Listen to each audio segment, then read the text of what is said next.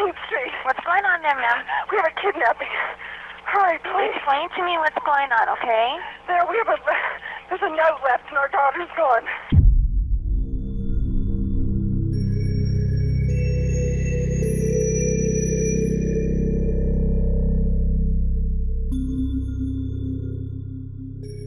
A note was left and your daughter is Yes. gone? How old is your daughter? 6 years old. She's blonde.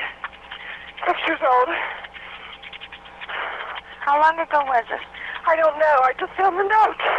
And my daughter's gone. Does it say who took her? What? Does it say who took her? I don't know. There's a ransom note here. It's a ransom note? It says SBTC. Victory. Please. Okay, what's your name? Are you Patsy Ramsey, I'm the mother. Oh my God. Please. I'm sending an officer over, okay? Please. Do you know how long she's been gone? No, I don't. Please, we just got out and she's right here. Oh my God, please. Okay, Please, there's somebody. I am, honey. Please. Take a deep breath for Please, me, okay? hurry. Patsy.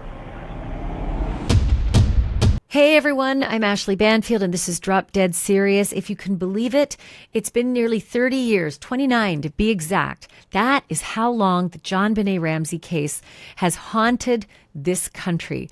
A 6-year-old little girl who performed in little mini beauty pageants, murdered in her own home, Christmas night, 1996. She was strangled with someone who was using a garrote.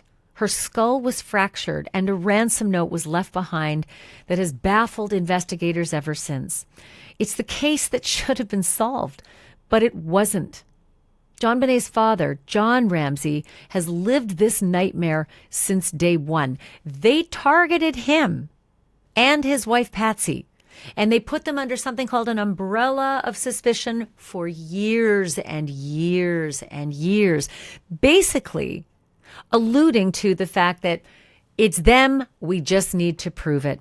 The headlines were obscene. You could not go to the grocery store without seeing some tabloid pointing to these two as the murderers. Life had to be hell. And I say had to be hell because years and years later, they walked it all back. They took that umbrella of suspicion away. They cleared the Ramseys and said, we're sorry. They were not the killers. They cleared them, but not before Patsy had already died of cancer. So Patsy died under an umbrella of suspicion as a potential murderer of her own 6-year-old girl. And John had to deal with that. John is still demanding answers. He wants the murder of his little girl solved. And can you blame him even 3 decades later? He has gone through the gamut, right? He's A to Z. They've thrown everything at him. He wants that solved. He's not walking away saying, I want nothing to do with this anymore. I just want this gone. He wants it solved. He's still a crime fighter. I spoke with John and his wife Jan in depth at CrimeCon when we had a quiet moment to ourselves. And the conversation that we had really stopped me in my tracks. There were things that they told me I had not heard before, especially news about the garrote that was used to kill JonBenet. You and I, as, true crime fans, we say, well, obviously that's the murder weapon. They would have tested that right away. Not necessarily. John has been astounded that all of the items of evidence weren't tested right away for DNA. Some were, but not all. And to this day, he doesn't know how many more have been, or whether they've been retested, or what kind of updated science has been applied to this very cold case. They don't tell him. Can't fault the police for not tipping their hand. They're not supposed to. But imagine what it's like for this father who was accused of being the killer and who now just wants to find the killer. John Ramsey decided to talk to me on this podcast about our conversation about the garrote. And I do want to keep in mind here, folks, that when I talk to John, I'm mindful He is a victim of crime. He's not just a subject or someone who's involved in crime fighting. He is a victim of crime as well. So sensitive conversation as well, even 29 years later. But without further ado, here's my conversation with John Ramsey. John, it's good to see you since our quick visit at CrimeCon. But thank you. Same here. Yeah, interesting conversations all around with regard to DNA testing in general and how far it's come, and then specifically to the case of your daughter. Talk to me a little bit about what you discussed and what you learned. Well, excuse me. I have learned a lot in the very recent past. The term that now seems to define the latest technology is IgG. Investigative investigative, what's the G? Investigative genetic genealogy? Investigative genetic genealogy. And that's been used as a technique in the last couple of years to solve some really old cold cases. And it really is an investigative tool using DNA. And we don't have that. Have not had that. We've had a DNA database, which is all the bad guys. And if you have a DNA sample from a crime scene, you go in and see if it's one of the bad guys. And if it doesn't match, then, okay, that DNA is only then useful for conviction. You really can't use it for investigating unless you want to go through one by one, getting DNA samples from, in our case, the 80,000 people that were in Boulder, Colorado on December. So what IgG does is it enables you to go into these public databases where when they are available, and using the, as I understand it, the mother's X chromosome in a sample that you've taken from your crime scene, and then build a family tree. And it's a historic family tree. It goes back, okay, we know this mother was the parent of the perpetrator of the crime. Who's related to that mother? And you might go back, in our case, 30 years, develop a fairly complex family tree, and you'll get to where, hey, in 1996 in December, there was a third cousin related to this mother chromosome that lived in Boulder. Well, let's go check him out. Then you go get a DNA sample from that third cousin. And what's happened in the past is remarkably had matches, absolute, confirming matches to the crime scene, the full crime scene DNA sample. And so it's a very powerful tool. And I believe that it's the only way our case might be solved. But I think Let me ask you, have you learned any further whether the investigative bodies, whether it's Boulder Police or the FBI, or even the state police for that matter, have actually employed the newest crime fighting techniques like investigative genetic genealogy, the things that have caught the Golden State Killer, the things that have allegedly led, to other killers? Well, Brian Kohberger. Have you learned that they've been employing those techniques in your case? I've not. And we've hammered on them pretty hard, very specifically used this IgG technique. Have not gotten any confirmation that they're using it. They listen, and the police department in the last year and a half got new leadership, which was long overdue. They had very poor leadership back 30 years ago, and it continued up until a couple of years ago. And so the leadership is much better, in my opinion, than it ever was, and they listen to us, but I've got no indication that they're moving in that direction. And maybe, maybe it's for the simple reason that they wouldn't want someone out there to know and go underground or go overseas or and Right. so I can understand if they keep close to the vest in that. And John, Me too. you and I have known each other a long time. Sometimes I think when people interview you, they forget you're a victim in all of this, and they just ask these questions and they use terms about your child's murder, as though Yeah. it's just another investigative conversation. So I just want to apologize in advance for any Well, details that we discuss about the evidence in the case, because, when you lose a child, time doesn't heal wounds. no, it doesn't. It doesn't. It changes you. But no, I'm able now to I want to solve this crime. It's not going to change my life at this point, but it'll change my children's lives. They need to have this cloud, even though it's fuzzy, removed from Yeah. their life. They need to be able to move on to the next chapter in their lives. It affects them, and that solution to this crime will benefit them. Yeah, I mean, Burke has gone through hell, Oh, it's absurd what he's targeted gone and through. Yeah, accused. it's just nuts. He was a 9-year-old little boy, and never ever was considered a suspect by the police But ever. certainly by the mobs. They But the just mobs had did. Yeah, no morals. it was good sport. Can you imagine if social media had existed back then? Oh man, no, I can't. It'd have been a manslaughter. Yeah. Yeah, it was bad enough with the tabloids and and the And the the news channels. tabloid I media. mean, the mainstream news, the legacy news, they all, covered it wall to wall, covered the story, and went with Yeah, all of the pointed allegations, the umbrella of suspicion. I mean, it was right. always, there was Well, always a tone. yeah, we were told by the DA in Boulder several years later that the police case was 100% based on the fact they didn't think we acted right that morning. Mm. Therefore, we were guilty. They weren't sure which one it was, mother, father. We were both in the house. And we understood they had to investigate us as a starting point, even though it was absurd, but we understood it. But their strategy became, let's bring intense pressure on both John and Patsy.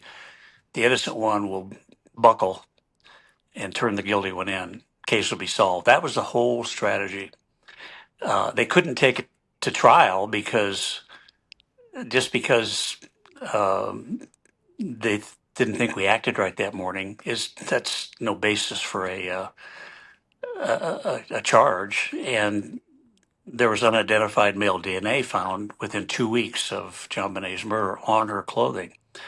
Huge problem for the police to pursue their conviction that it had to be the parents, because it's always the parents. So it was a mess. But the real problem, relative to the media, was that the police released a lot of misleading and false information to a local paper in Boulder, which is now out of business. But they would report it just verbatim without fact checking, and then the mainstream media would pick it up. And so that little effort to bring pressure on the family by releasing false information exploded on the police. I don't know if they planned it. I doubt it. They weren't that smart, but it sure did explode. And so What's we, what's confounding to me is that this has been a blight on the legacy of the Boulder Police for 3 decades. yeah, It would seem to me that it would be their number one priority. They would do anything in their potential toolkit to solve this and become the hero cops that did what the others couldn't do. Do you think that is a mission? Do you think it's not a mission? Like, where does that sort of theory stand? I don't know. That's always been I've told the police, I said, look, I've been very critical of the police. That's not fair to you as the new leadership. You didn't cause this mess, and I'm sorry, but I don't have anything else to go on. And typically the questions are, how did this get to be such a mess? And it goes back to the leadership that was in place for 25, 26 years. Terrible leadership. The chief of police, who for, I don't know, 25 years, came out of the traffic division, never investigated homicide, nor had any of his so-called detectives. So it was just a kind of a Keystone Cops department It just with seems poor to me leadership. that they would want that fixed now, and that anyone in a leadership position would want to be that headline-grabbing hero that finally solved this incredibly cold case. Totally agree. And I've told him that. I said, if you can, and I've told him, I said, look, if you'll do everything that can be done, which in my mind is using IgG technology, and we come up empty-handed, I'm going to say thank you for trying. You've done everything that can possibly be done. Thank you. I'm not going to criticize them for failure to get an answer because it's even that may not produce an answer. But it's really baffling. I don't know. The DA is a good guy running for attorney general for the state. This would be a shoe-in for him to get elected as the attorney general if he led he's the chief law enforcement officer in the county, technically. When's the election? Good question. I don't know. Must be a year from now. Well, I don't know. I'm not who sure. Who knows if things will be, Yeah. timed, that's not unheard of, but I don't want to throw that accusation out Well, there, but it's a possibility, Yeah. Let me ask you about the discussions at CrimeCon. And on one of the panels, the attorney named Hal Haddon Right. told the audience that there was DNA on the garrote. And again, I'm sorry for bringing up this kind of painful evidence with you as a crime victim who lost your child. But this is so massive to me. And in all the years, I'm trying to remember if I've ever even heard that there was DNA on the garrote. Well, on the garrote, no. What we did know was that after JonBenet's murder, a number of items were sent to an outside lab for sampling to see if there was DNA evidence from the crime scene. And they did recover unidentified male DNA on some of the items, and they returned another 6 or 7 of them untested back to the police. And meaning they found some unidentified male DNA, so that's enough. We don't need to test everything else. We found what we were looking for. That is what I think happened. I mean, DNA testing was expensive back then. Sure. And that might have been an issue. And I said, well, we got unidentified male DNA. That's all we need. But for some reason, those other items were never tested, one of which was the garrote. And so we've always said, well, test them. Test those items that haven't been tested. But the other thing that's important and I learned this in my process of understanding the whole system, the sample we have from 1997, and then it was confirmed with additional sampling in 2006, I think, is in a format that's compatible with the federal database. That format is not compatible with IgG. They need a different technique in developing the sample. Like a different DNA modeling, you mean? Yeah, It doesn't, yeah. meaning it's apples and oranges. You can't take this apple and compare it with the database that has oranges. Exactly. And so do we know if that is happening? That sort of, because I know it, listen, I'm not a scientist, but I know that we are so far advanced in DNA technology that they can do that. They can. And I don't have any indication that they are doing it. I don't have any indication that they aren't doing it. So I don't know. I'm only hoping that they will see the value in doing it. I know their original, when I talked to them a year ago, they didn't want to do any more testing because they said, we don't want to consume the sample. We have a very small sample. And it's okay, I understand that. But in talking to these cutting edge labs, they can work with 100 picograms, very little, nothing. Right. This is what we learned in Koberger, that they had a very small sample and Othram was able to extrapolate from that and get the actual model that they needed to do the genetic testing. Yep. And that's what's just so confounding to me. And again, I don't know the evidence. I don't know, but it seems to me it's not one sample. There was, and again, my apologies for bringing up the that's all right. The realities of the evidence in the case, because it's very painful just to me, and I'm not JonBenet's parent. There was DNA on her underwear. There was DNA on the leggings. There was DNA now on this garrote. There was DNA found on a lot of pieces of evidence from the crime scene. So it seems to me that is not such a microscopic sample. No, it isn't. And it's pretty hard to exist without leaving DNA around. The trick was our technology that could recover it. Well, it's advanced so far that it can be recovered from a hair sample in the case of the case you just mentioned. And we have unidentified hair samples that came from the blanket around JonBenet. We have a pubic hair sample. There's sufficient, in my opinion, crime scene material that could be tested using today's technology. Get it in the right format to do the genealogy research.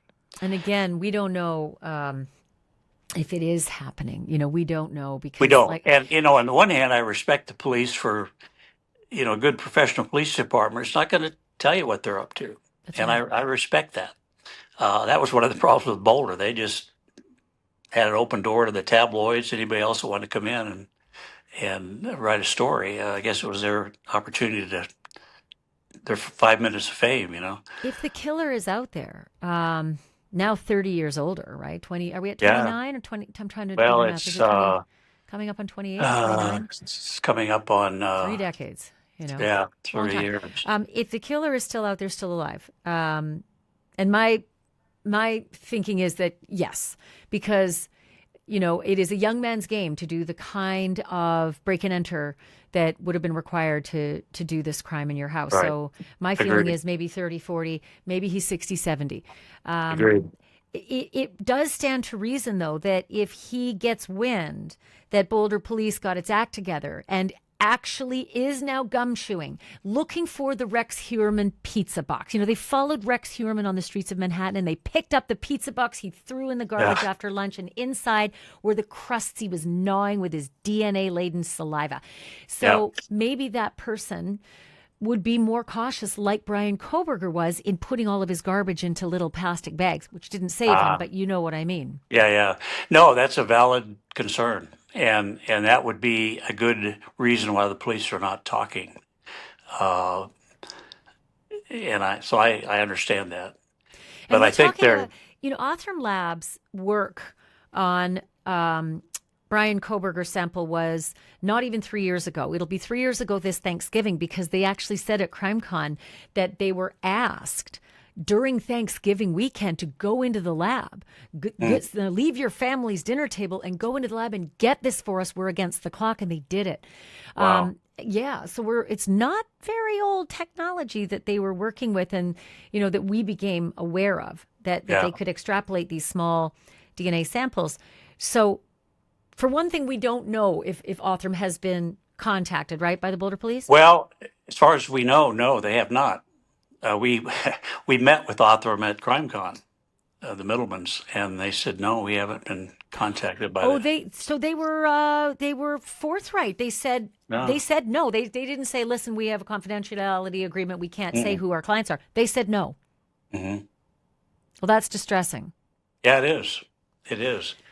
And that's concerning. If they had said, no, we can't talk to you, sorry, we'd have said, okay, fine, we understand. And we would have said, okay, maybe they are talking to him.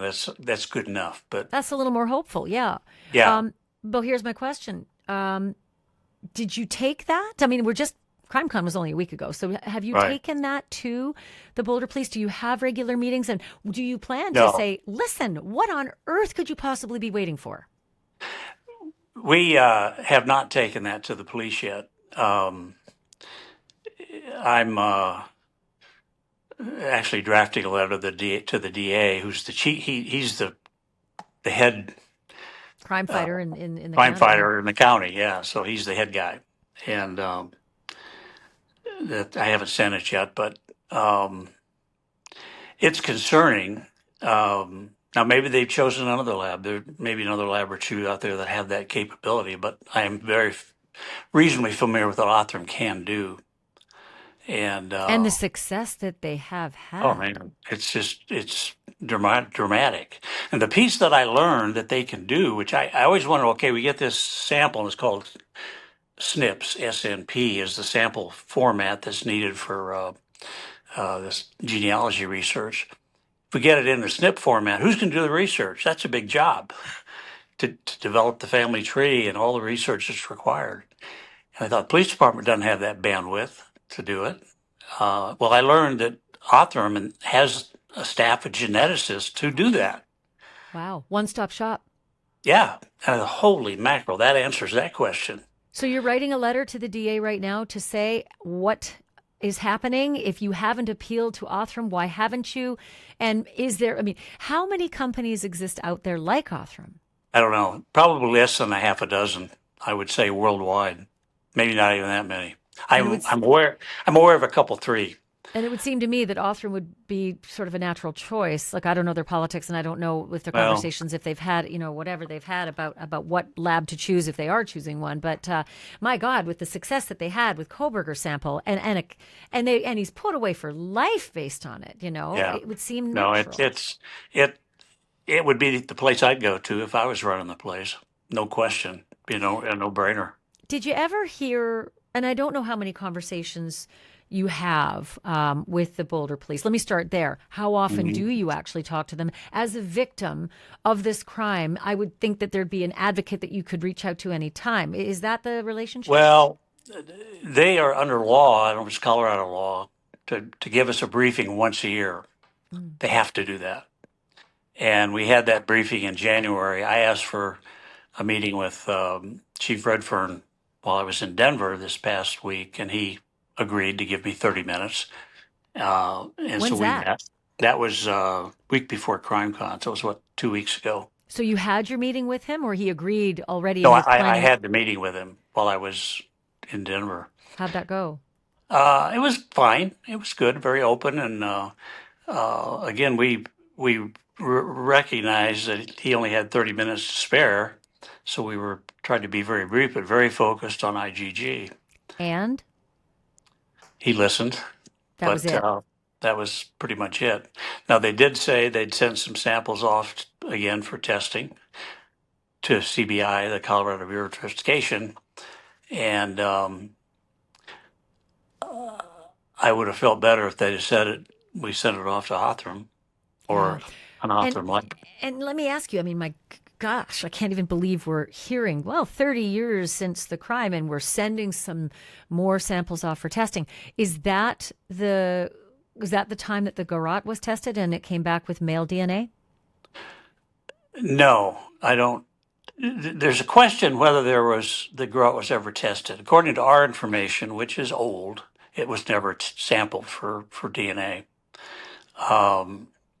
Now, we've heard through the grapevine that yes, it was sampled, and they did find male DNA on the garrote. Is that a recent finding that this I don't grapevine? know. It was a secondhand, not a direct source. Okay. But where was Hal Haddon, the attorney who said that at CrimeCon? Where was he getting this information that he stated unequivocally DNA testing on the knots on the garrote had never been done? But Well, and we're at being that told point that he the- said that, that's all we knew. Yeah. And technically, we don't know. I wouldn't say it's an unreliable source, but it's not a firsthand source that That's not told the us chief. No, that's right. It wasn't somebody from the police department. So, But to be fully clear, it shocks me that DNA on the garrote had never been tested. Like what? That's well, the murder yeah. weapon. Why would they never test the DNA on the murder weapon, for God's sake? I know. If that is true, if it remains true, then yeah, that's a very pointed question. What in the world are you guys doing? We don't know with 100% certainty that's true. So, and the chief obviously wouldn't divulge the specifics of the Well- evidence, but said that some new evidence had been sent off for Well, he testing. didn't say new. So we don't know. I mean, Could have been retested. it could be. He didn't say that, but that's would be our hope that that's what they're doing. It's you know, as JonBenet's father, I'd like to talk to him every day. What are you doing today? But I realize that's just not going to happen, and I understand why. You know, they are certainly a much more professional organization than we've dealt with for the last 25 years. Will they speak to you more often than once a year? I know you Well, I had think this so. meeting Yeah, this yeah. fall, and then you had one in January. But they're at least willing to speak. Again, victims advocates exist for the reason that they need to speak with you. Well, yeah, and we found that Chief Redfern's been very willing to meet with us when we've asked. He's had a couple times we've asked, and he was out of town, so it didn't work. But no, I think he's willing to talk to us. whenever we asked. Now, they do have a victims advocate program, which we met with very early on. And it was kind of funny because at that time we were the number one suspects. Sure. And so we met with a victims advocate person. She said, well, this is really awkward because you're not the victim, you're the suspect. It was kind of a funny meeting. And were they unwilling to do the right kind of job that they are actually paid to do when it came to you because they thought you were suspects? I don't remember. It was so long ago, but it was a very brief meeting. Didn't Maybe you could nothing about. rekindle that. Maybe you could Well, it's rekindle a possible. new one. Yeah, it's possible. Actually, maybe pop that in that letter, to the Yeah, DA that's right. saying, I would personally, as the father of a murder victim and an unsolved crime, would like someone appointed, my point person, as a victim's advocate so that I could get Contact. regular Yeah, updates. yeah. That's a good idea. Hey, We'll it's the do it. least they can do after what they did to you. I know it. I know it. Well, as I say, Apologies are all lovely when they're public, but where's show me the money? If show your me the apology, action. yeah, if your apology is sincere for having painted Patsy and you, as the umbrella of suspicion suspects, and then only to Right. walk that all back and apologize, show me the money. Speaking of money, Yeah. let me ask you something. Did anyone ever say that it is expensive, this process is expensive, and that perhaps the Boulder police don't have this kind of money? Well, I brought that up to the DA and the chief of police who we met with. The first time we met with him, which gosh was over a year ago. And I said, look, if money is an issue, if budget's an issue, we can find the money. We'll get the money. And the DA said, nope, that is not an issue. It is not a problem. They've said the money is not an issue, or we don't want you to. Well, they said money wasn't an issue. Okay. So we said, Well, fine. Well, then it didn't that's seem to not be the an problem. issue in Idaho. And I mean, come on. Yeah. Latah County isn't bursting with big taxpayer base. It's got Right. University of Idaho there, but so it doesn't seem that and of course there's always the avails of the FBI and the federal system. I mean, Right. I've never heard money being an issue, but I was going to ask you if it is, if you've ever thought of launching a GoFundMe to. Well, I to don't help think. solve Yeah, it. we said we can get the money, and I had some by then rebuilt. We pretty much got wiped out financially. Most victims of violent crime end up broke. I was told by the FBI because it's such an expensive. You're traumatized. You're making bad decisions. You're selling the house. You're moving. It's just money goes fast, and you Any make bad decisions. Do you have any idea what your legal bills were? Oh, Having they to were. fight do you have you ever done the math Well, on that? it wiped us out basically, and it's like if you're going to have heart surgery, you want to be sure you get a good heart surgery. You don't do it on a budget. And but our attorneys worked for years without getting paid. We, after a couple of years, said, "Guys, we're out of money." They said, "Don't worry about it." Really? Yeah. So Do they you, remain. and not to be too prying, but I am curious about what that did cost you. Like, what did you pay out to try to just fend off the onslaught? Well, it was all we had basically, and I don't think it'd be fair to the attorneys to say a number, but um, when we first engaged them, and they were brought in to our life by a good friend who said, "You need an attorney, trust me." So okay, and we started getting some pretty hefty bills because they also hired investigators to Yeah. see, to do their job. And the first couple bills, after the first couple, they were pretty big. They said, "This is not going to go on. This is ridiculous that we have to do this. Don't worry about it." Well, it went on for 2-3 years till Yeah. we just were out of money. We said, "Guys, we can't keep funding this." And they said, "Don't worry about it. Not important." They became very committed to righting a very terrible wrong, and that was the assault that was made on, in their eyes, Patsy and I. And you and Patsy lived a really nice lifestyle. Were you able to earn back enough to match that lifestyle again? Like, how did it affect your ability to Well, live it did in the affect manner me. you were accustomed to? Yeah, no, we haven't gotten back to where we were, but we're certainly good enough.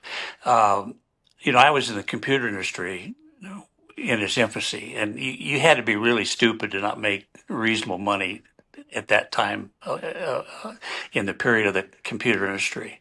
And we were lucky. We got involved in some things that worked really well and ended up with more money than I thought I'd ever have. And Patsy and I were discussing, well, maybe we should just take a year off. Let's homeschool the kids and let's travel. And then, of course, that was not that far before we lost JonBenet that we were kicking that around as an idea. And we were not crazy with our expenses. We could get by okay. And that's kind of where we were in our lifestyle or, situation. And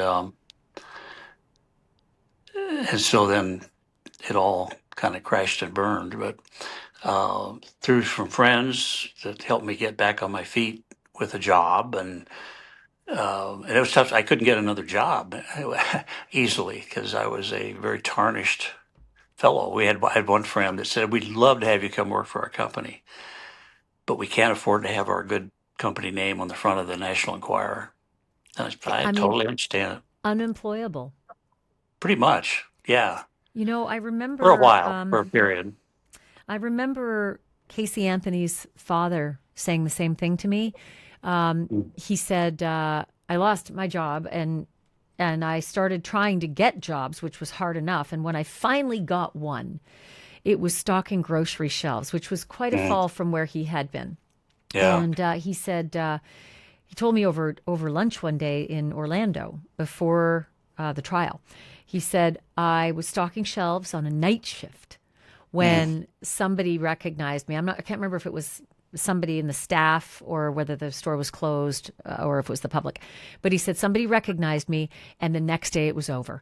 The meager job I had stocking grocery store shelves to try to feed what was left of my family. yeah. I lost that job too. And he says the same thing, that's what everybody told him. Even people who loved him said, I can't be associated with this. Yeah. No, and I understood that totally. So, but that, fortunately, we were able to get back with a paycheck coming in, and uh, Get back some semblance of life the way it was, although it never ever would be. no, it was a fraction of what it was. John, we're all taught to face adversity in your life. You're always going to face adversity and it's how you meet it. But my God, do you ever wonder how you've survived this? Well, um, I think when I lost Beth, my oldest daughter. Uh, I was a worrier. I'd worry about lots of things, things I shouldn't worry about, but I did. I never worried about losing a child. Right. And that was before JonBenet. Yeah, that was a few years before. And it really knocked me down totally. I was just devastated. Beth was 22 years old and just gotten out of college, started a new job, and was killed in a car accident. Uh, and it took me years to be able to track going. And I was still working, but if I was on an airplane by myself, I'd start to cry just by myself Yeah. because it was just so heavy. But it really caused me to address my faith, which frankly was fairly weak back then. And, why does God let this happen to a wonderful, innocent child? And a friend of mine took me aside, who I'd known as a business associate for several years, and said, "Look, I want to help you study the Bible." And he said, "We're going to meet once a week, and the first week we're going to read the first paragraph of, I forget which book he was in." I said, "Well, I could read the whole book in 20 minutes. How could, or the whole chapter in 20 minutes. Why just the first paragraph? Well, it really taught me how to dig into it. And over a period of a few years, a couple of years, my intellectual faith kind of moved to my heart. And so I had that base that there's more life than what we see. There is a God. There is a heaven. Beth's in heaven. I'm confident of that. So when I lost JonBenet, I had that foundation, which helped a lot. Did the church help? I'm wondering what it was like in the congregation, because again, everybody was reading the same papers and looking, at you and Patsy. What was the congregation like? Well, they were fine. They were wonderful. And, that's the other thing that was interesting. Early on, people say, how is it to be out in public? I said, it's wonderful.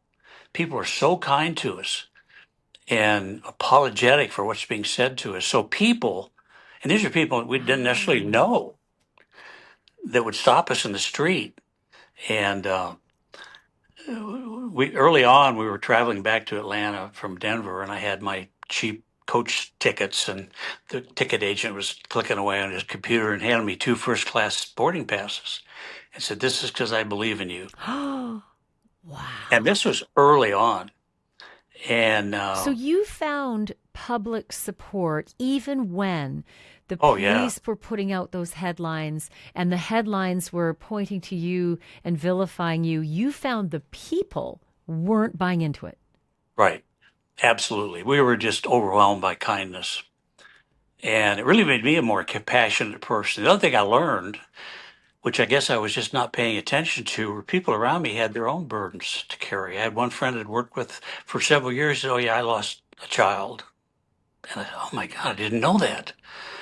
And so it made me realize that life's not easy, and we all carry a burden of some but John, sort. Some of them are pretty. I don't know anybody who's carried yours. You know the business I'm in. I mean, I meet a lot of people who obviously are in the worst circumstance of a potential life on earth. And I've never met anybody who's had the boots taken to them like you have. And that's why I just sort of ask, and maybe your answer has helped me, that if it hadn't been for the foundation of your faith going into this terrible tragedy with JonBenet, maybe you might not have managed the way you have. I think that's probably right.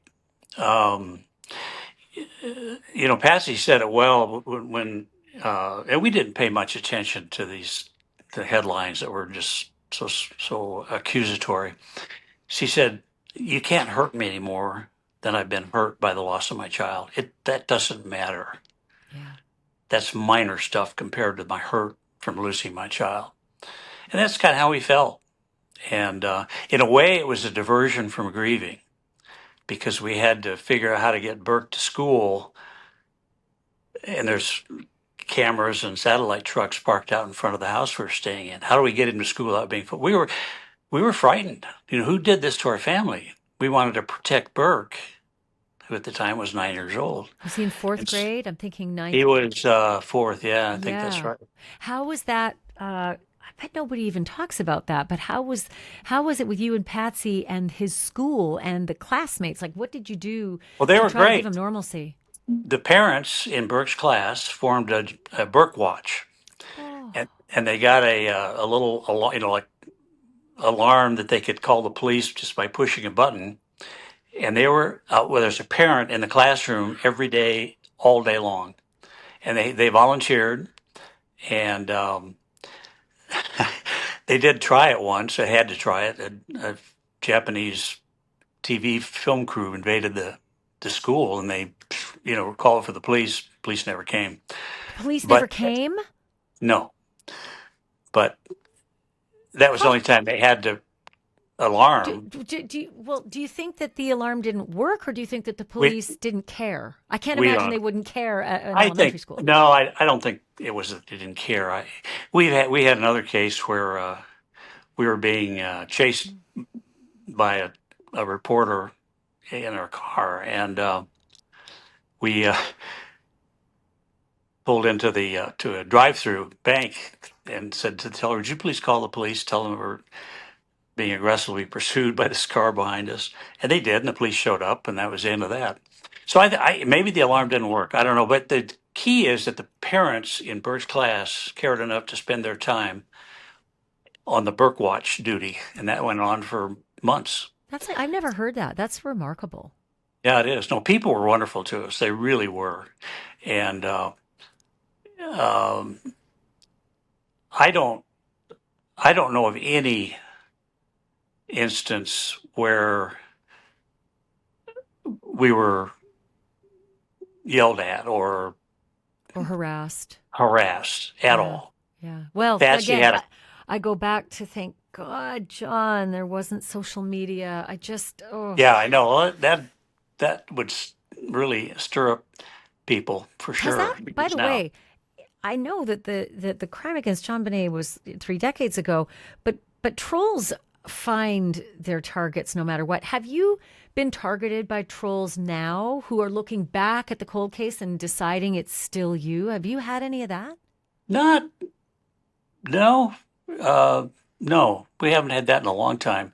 Early on, we did. In fact, I got a letter from somebody in New York, and it was very accusatory. And if you ever come to New York, I'm going to find you and I'm going to kill you. And I wrote him back and said, "Congratulations, you've written the strongest accusation letter I've received so far. Congratulations." Did you turn it over to the police? Because that is a felony. That death threat is a felony. I know. They were not paying any attention to anything we were doing. Early on, one of the real interesting leads we got actually came from the DA's office. This is early on, and he called our attorneys we had 2 private detectives working for the attorneys now. And he said, "I got this lead. It's pretty interesting. I don't think the police will follow up on it. Would you have your investigators follow up on it?" And they did. The DA is asking you to have your investigators follow a lead that the DA received.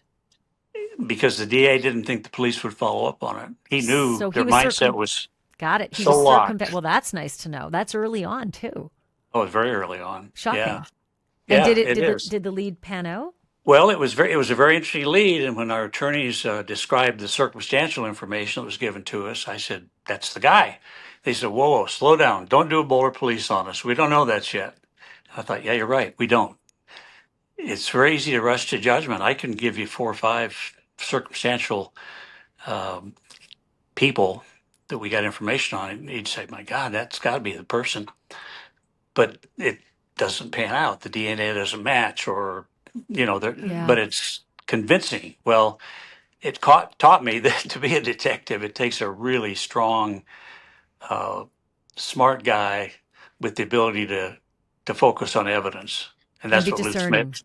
And be discerning. Yeah, and that's the piece that was missing. The openness, discerning and common sense. It just didn't exist. Exactly. But every time I think of your case, and it is often, I just keep thinking we are not living in the era of Jack the Ripper. I get why those crimes aren't solved. We are living in a different era, and there is plenty of evidence. And so I truly believe, and I think you do too, that this crime will be solved. I think if we employ IGG technology, there's a 70% chance we'll get an answer, maybe higher. Why do you end on 70? I don't know. I don't want to say for sure, because there may be.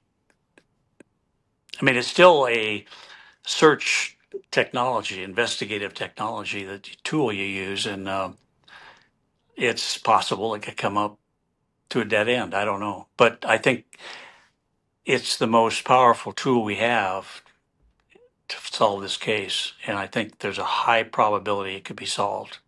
I agree. Tell me a little bit about. Again, at CrimeCon, I must have missed this. I think I was on the other end of the convention center, but Gary Oliva wanted to now and remind our viewers. Gary was a suspect early on, a registered sex offender in the area. I think they had questioned him and considered him, but in the end didn't didn't pursue him as a suspect, correct? And he wanted to find you. Like, first of all, take me back to who Gary Oliva is, and then what Well, happened at CrimeCon. that was the lead we got from the DA early on that I mentioned earlier. That was the Gary lead. Yeah, Okay. and I don't. I mean, it always gets down to, is there a DNA match? And I presume his DNA was taken and there was no match. But that's as far as it went, as far as I know. Did they never make an announcement and say he's cleared? He's not under an umbrella of suspicion? Did they ever do I anything like don't. that? I don't think so. To my knowledge, no. So he wasn't named and wasn't cleared as a suspect.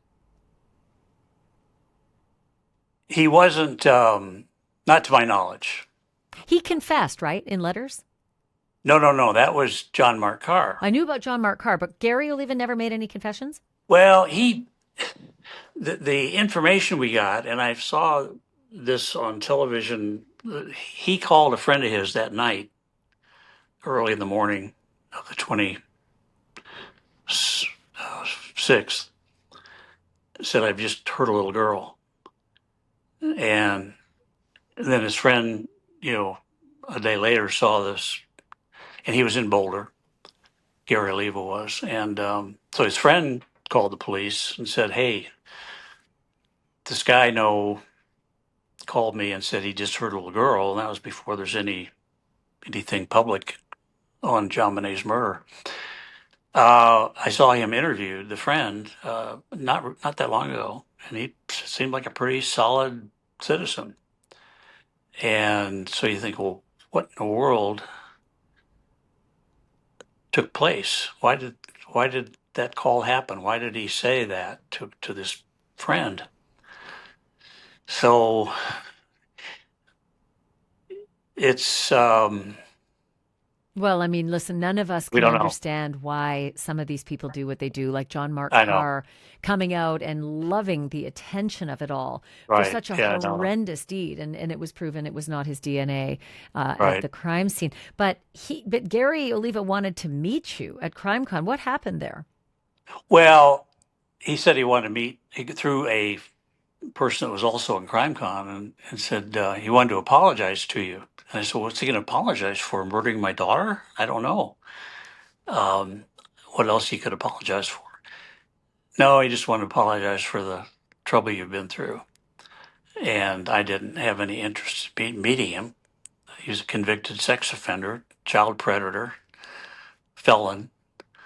So no, I didn't meet with him, but it was unusual, I thought.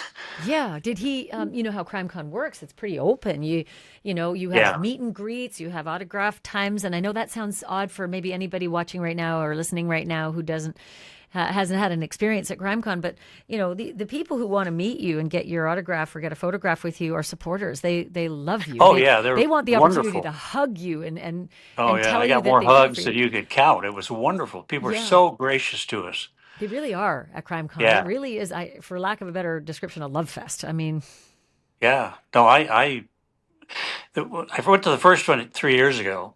A friend and Paula Woodward, who had written a book on our case, she's an investigative reporter that followed our case for years, and she was invited to go, and she asked me if I would go with her, and I said, "Yeah, okay." I had no idea what CrimeCon was, but I thought I wanted to help Paula, so I went, and I was just overwhelmed by the support and the encouragement, and it really re-energized me to keep fighting. I've heard So this from you first, and then from others like Joe Petito as well, that this is yeah, a place where you find you live in a world that there's no manual for living, right? No one right, ever tells you how life is to be lived once you go through what you've been through. yeah. And here are these people to say, whatever it takes, we're here for you, and we love you. And what Yeah. an incredibly Oh, it's supportive wonderful. place. No, that's say from almost day one. That's been our experience with people. They've been wonderful to us and supportive and apologetic for what had been done to us by the police and the media. So it was wonderful. One of my favorite stories was Patsy was downtown Atlanta, crazy traffic, waiting to cross the street, She'd been to visit a friend in a hospital. This yellow cab screeches to a halt. This big guy gets out. And traffic stops. Are you Patsy Ramsey? He said, yeah. I just want to give you a hug. I'm so sorry. And he gave her a big hug, Wow. got back in his cab, and kept going. When was that? Oh, gosh, this was years ago. Like, 40, well, let's see. It'd been probably early 2000s, I oh, suppose. enough time had passed since the murder Yeah, that he'd lived through all the headlines. He'd seen right. everything Oh, that happened, yeah. but Yeah, hadn't yeah, seen the definitely. apology yet. Right. No, no, definitely that. I think the apology came in 2005, 6, or 7. I know because I was pregnant with my 2 boys in those 3 years, and I know it was at that time. Yeah. No, that was way before that. But, Jeez. people are not stupid. They, most people have a good level of common sense and intuition. And, they knew we were getting a raw deal. And, when the couple in England lost their daughter to a kidnapper, um, forget their names. Anyway, when I saw them being interviewed and taught, 2 doctors, there's no way they harmed their child or did something horrible. Are you thinking of the Madeline McCann Yeah, yeah, yeah, parents? yeah, Yeah. The yeah, Madeline yeah. McCann parents also went through a little bit of what you They went did. through. They were focused on, and I told people, I Did you said, look, reach you out to walk. them, John? No, I never did, but I could. I mean, just my common sense, human uh, perception was that they didn't. They're not guilty of that. Good Lord. Um, Takes a certain kind of mind to go there, though, and there are plenty of them that do that. Um, well, yeah, no, I know, and but did did no, uh, people were wonderful to us. did Gary Oliva try to find you at one of your panels or at the because those were very public and they were announced and there were meeting times and did he try to Yeah, find you and was no, he fended off? um, no, he didn't, not to my knowledge. I just knew he was there, but didn't Well, didn't make. I was just going to say It, I'm glad that you didn't face that spectacle. yeah, it would serve no purpose, and he's a not a nice guy. He's got that's somebody I want to have a drink with. Well, and he has no business inserting himself into your troubles and Yeah, your yeah. struggles, which are ongoing. Anything I've missed that I don't know to ask you about Yeah. that I haven't found out? Anything that is new?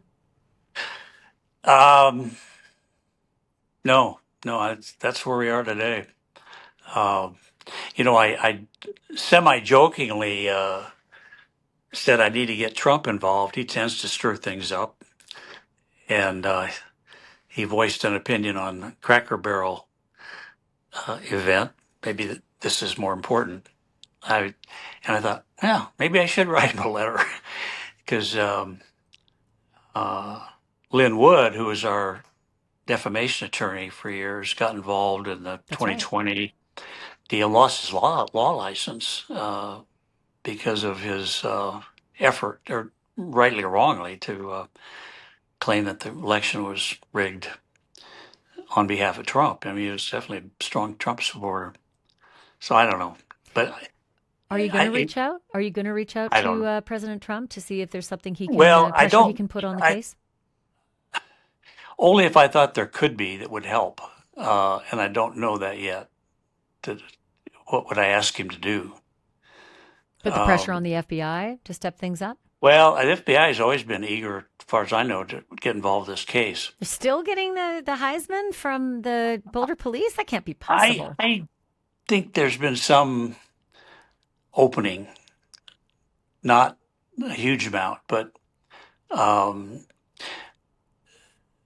the FBI had, and I heard this from the chief of police as well, spent thousands of man hours putting together the case file for the police prior to this cold case review that was finally instituted after we petitioned the governor. So they've been involved, and I think could do more. I Well, think, you but know, I don't know what they're doing. you think about what can President Trump add to the mix? Well, we've already talked about the fact that the DA wants to run for governor, and we know what the president can do for or against someone who he doesn't think is doing his bidding. So there's one area. He Yeah, also that's a has good point. quite a bit of influence over the FBI and Kash Patel. That's for sure Yeah. as well. Yeah. Yeah. So is this an area you think you might mine? Possibly. I don't think. I think the FBI is ready, willing, and able to do a lot, but they have to be asked and invited by the police to do it. And up until recently, they won't let them do anything. Is my understanding. And the governor of Colorado isn't helpful. Nah, not really. We wrote, we had that petition that was started in CrimeCon 3 years ago, and I was shocked that we now have 55,000 signatures on that petition Jeez. for the governor to intervene, get the DNA testing done properly, and so forth. We sent a letter 2.5 years ago after we had these wonderful number of signatures, and he kind of ignored it. And so we published the letter. And then he responded and referred us to his director of public safety, who at the time I'm told was a good guy. And I sent him another email, I don't know, a month later, the governor, and said, well, you've been blocked by the recipient. So his staff apparently blocked my email. So I couldn't. The governor blocked your email? Yeah. That's the message I got when I went to send him another email a month later. And that got out in the media, and his staff said, oh, no, we didn't block him. Well, baloney, they did. I must have missed that headline. You said that did make headlines. I didn't see that. Well, it wasn't headlines, but it came out at some level, maybe in the Denver area, I don't know. And his staff said, oh, no, we didn't block Mr. Ramsey's email. Well, according to the message I got back, you have been blocked by the recipient, and this message cannot be delivered. So Did you try delivering another message to see if you were unblocked? good point. No, I did not. You should try. I'd like to see that. That's a great idea. I will try to. That is heartless. Yeah. Well, Unbelievable. what we found was the politicians in Colorado they didn't want to touch our case. They want to get involved. They didn't want to, because it was such a firestorm around it. Politicians, they exist to get reelected or run for the next highest office, usually. Few of them are there to really do a good job and do it right. But I know that the governor came out. This was the governor at the time of JonBenet's murder came out and had some, the Ramseys need to come back and help us solve this case and quit hiding behind their lawyers, and which was not at all what we were doing. Wow. But his press agent told our attorneys, well, his ratings went up after he made that speech. And yet all these people out in the public were so nice to you. It doesn't make any sense. Oh, yeah. No, I know. It nothing computed. But it's we felt all along that the public was very supportive and apologetic to us for what had been done, and so, but who was it? Gallup did a poll fairly early on in this process mess, and 70% of those polled felt that the parents were guilty, and this was probably within a year or two of it happening. And so the media had been very effective in convincing people that we were guilty. And yet we were so kindly treated in real life. It doesn't so make sense. It didn't make sense. I know. Doesn't compute. But Well, Yeah, John, stay on the effort. Nobody will fight like you will. No one will I fight know. for your case to be resolved like you will. Right. We are all our own medical advocates, and we're all our own legal advocates, it seems. And Good point. if we're not at the helm of our own cases, and if there's anything we can do, I'm always speed dial for you. Well, thanks, Ashley. You've always been very kind, and we appreciate the attention you give our case. My great thanks to John Ramsey for joining me and for continuing to push for accountability after all these years, and to push for the crime fighting efforts to continue in as robust a fashion as they were from day one. I really do believe it when I say it. I think JonBenet's crime is going to be solved. I think that killer is shaking in his boots, and I think those boots are being followed by gumshoe detectives who will catch him and will find him and hopefully bring him to justice. I'm Ashleigh Banfield, and remember, the truth isn't just serious, it's drop dead serious.